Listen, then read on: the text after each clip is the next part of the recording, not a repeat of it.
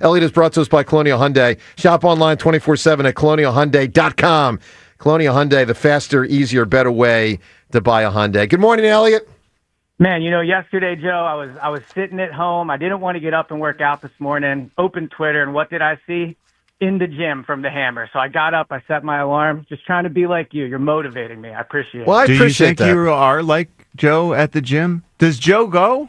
Yeah, I went yesterday. About yesterday. But I thought In I the wasn't gym, sure if that like was a king. No, that was a real tweet. And then from the gym. Yeah, no, one person criticized me and said, well, you're not working out right if you're tweeting from the gym. But I also have a show to foster. I knew it kind of create a little Multitasking. In between sets, of course. And then after that, Eliot, I went out for a 2-hour walk. Like, I'm all in. Eliot, do you think Jack was all in? Do you think he now moving forward will be all in?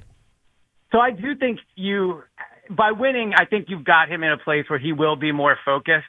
He clearly didn't prepare for golf as much as you did. I guess my question for you would be, I've heard a lot over the last 24 hours about how Jack's nervous, mentally he can't handle it. Are you nervous now? Because the roles have changed. You were playing with house money before. You said you were going to win, but no one actually believed you. Now everybody's picking you. Now you're expected to win. Like, do you feel differently after that win yesterday? Are you feeling a little nervous? No, I'd say I feel more confident, but I know this. Baseball is really important. If he wins baseball, he could win this whole thing, for sure.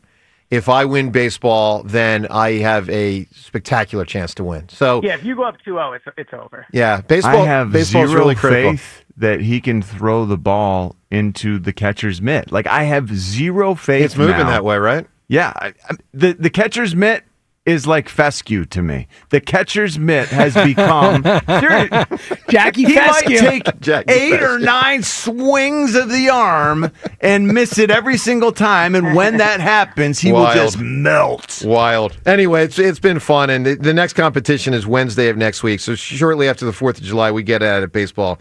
Eliot, I want to get to some Phil stuff, and then we'll get to the Eagles and Sixers. So I want to play audio for you of Bryce Harper prior to yesterday's game. And, of course, he played last night, which was great to have him back. But, man, what he said before the game, to me, almost does trump, in my opinion, that he played in the game, because this is, in my opinion, both a short-term and long-term problem. Listen to what Bryce said as he was just an hour or two away from returning, from the injury. I didn't think I was going to take any other steps forward of feeling better or anything like that. I thought we were kind of at a standstill of it feeling the same the last couple of days, and from BP to live and things like that kind of gave us the same result each day. So I thought today was a good one. So, Eliot, what's your reaction to hearing Bryce frame his, quote, recovery that way? So I think it's obviously bad. He doesn't sound like he is as healthy as he wants to be. I also think he sounds a bit dejected. He's not coming back with, that type of enthusiasm you would hope. You would hope that after all this time off, he'd be able to come back and feel energized, feel ready to go. Like, all right, here comes this run for the second half of the season. Instead, the whole attitude was basically, this is the best it's going to get, so I'm going to try. And I think the larger picture concern there is Bryce is clearly breaking down. I mean, when they signed him a bunch of years ago, it was he has such a violent swing. Look how powerful he is.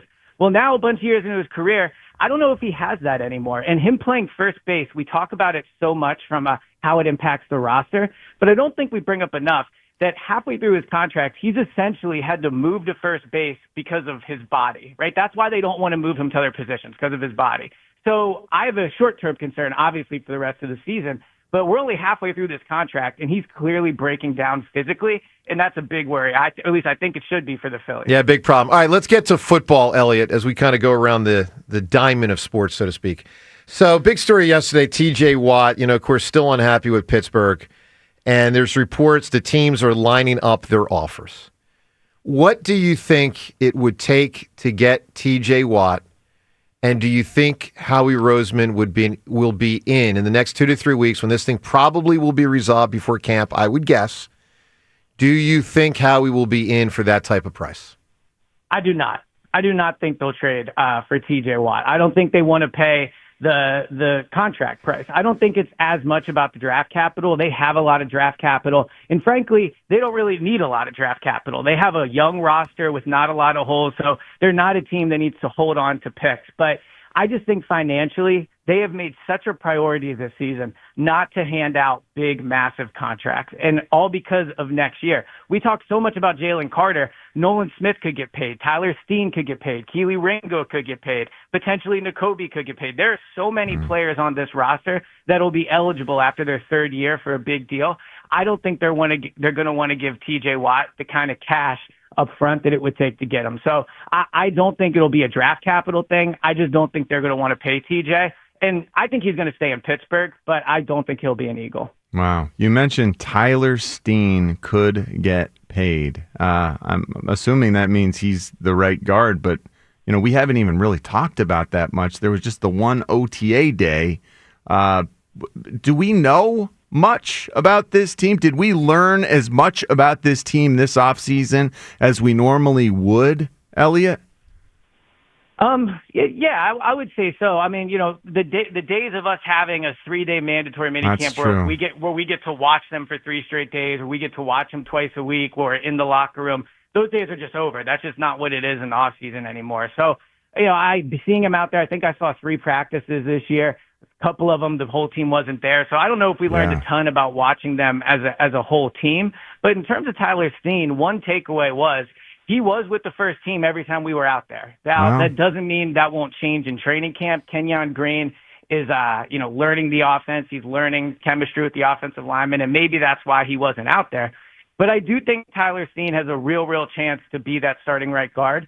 A name I would keep in mind, I don't think we've said once all summer, is Matt Pryor. Matt Pryor has played right guard a ton. He's played tackle. He's played on both sides of the line. He has more experience than any of their other backups. I think he is a key part of this offensive line. And if Tyler Steen's not getting it done in training camp, I wouldn't rule out Matt Pryor being the guy over Kenyon Green. Eliot, I want to, get to as they prepare for this season. Of course, we've got one example in recent Eagles history of trying to win after winning the Super Bowl, and the last group didn't do it well. I mean, they just didn't. 9-7, nice charge in the playoffs, but I mean, come on, that was a very disappointing year.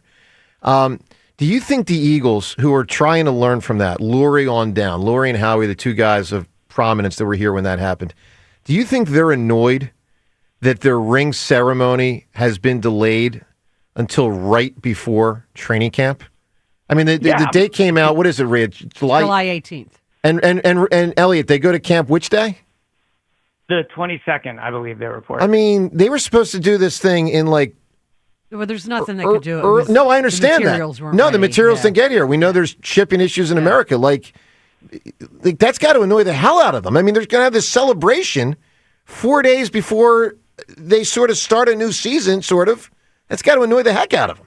Yeah, and, obviously it's not their fault, but I would be furious if I was them. Not only are you doing this right before training camp, I mean, they've had this planned out, and to have to wait. I mean, this is not, like a general order here. This is Super Bowl champion rings. You would think that they would get done in time. Yeah. And also, I mean, for not just the team in terms of a distraction, think of all the players that are on new teams that are going to have to then report to camp a few days later in a new city, in their new home, and move and all that. So, yeah, absolutely. I definitely think this being so close to camp is not how they would have scripted it for sure. Ruben, as a GM, I got to imagine that would have bothered the heck out of you, right? Correct. I mean, you're about to start a season and you have the ceremony 4 days before that for the last championship. These guys are coming to town like 5 days before camp to do this celebration. Yeah. If I'm those guys, I'm so ticked right now because this is your last opportunity to spend every moment you can with your family and with your wife and kids. That's true, before camp starts. And you're telling me I got to report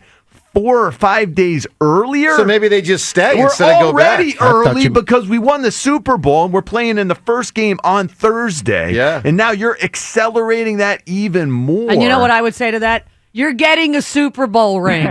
Yeah, but it is your last week of vacation. I thought that they might do it during camp. They go to work the next day. They can come to the ring thing and then go back to have a couple days off. But you're not going to go back to the Bahamas. No, but you're going to come here anyway. You're not going to wait till the last day before training camp and be in the Bahamas. I don't know. I don't think. I think the bigger issue is more. I think the bigger issue is more that they want to turn the page. Well, yeah, and then it's like let's celebrate again. I think that's a much bigger issue than what Richie's talking about. That is a bigger issue. But I think John's point point is another one. I mean, I don't think John's point is going to impact them negatively for the season. It's just got to be an irritating situation for players. Stuff that's not quite the way you want it to be. When you're on vacation, you want to be on vacation. I mean, period. Everyone, you get vacation at work. I would agree with that. You want to be on vacation. Yeah. I'm surprised you're not doing during training camp.